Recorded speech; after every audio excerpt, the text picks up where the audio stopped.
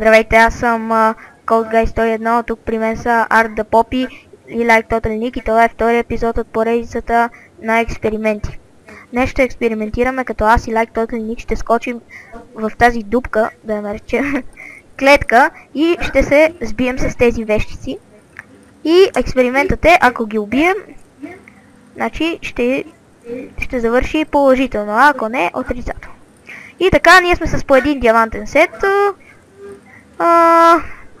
Банов Arthropods 4 мечове и 5 Golden Apple от обикновените, 2 от хубавите, стак от някаква храна и по-малко полшенки. И така сме готови. Нека Art the Poppy да обяви старта на експеримента. 3, 2, 1, старт! И така, влизаме им, те започват още от рано. Те са коколяци. Обаче ние ще се постараем да ги спукнем.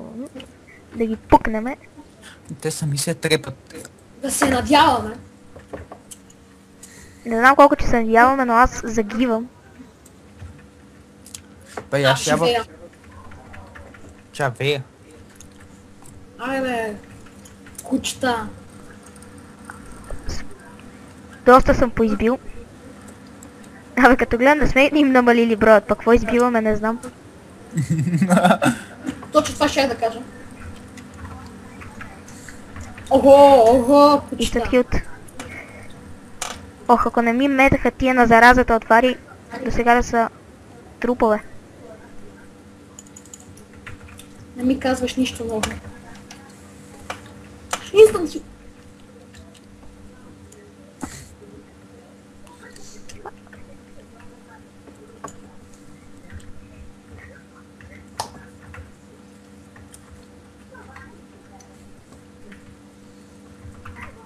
Аз втората ябълка дори не съм я изял.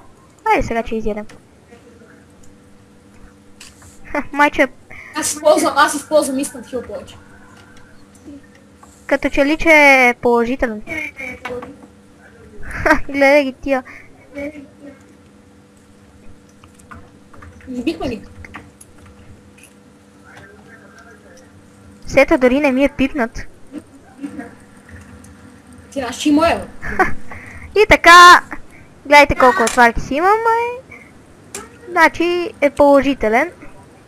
Значи ако скочите с диамантен сет и някакъв тъп меч, и ако сте двама на толкова вещици, и най-важното, полшанките ни спасиха, и ябълките, но най-вече полшанките, ще можете да ги убиете. И така, очаквайте ни в следващия епизод на експерименти. Чао!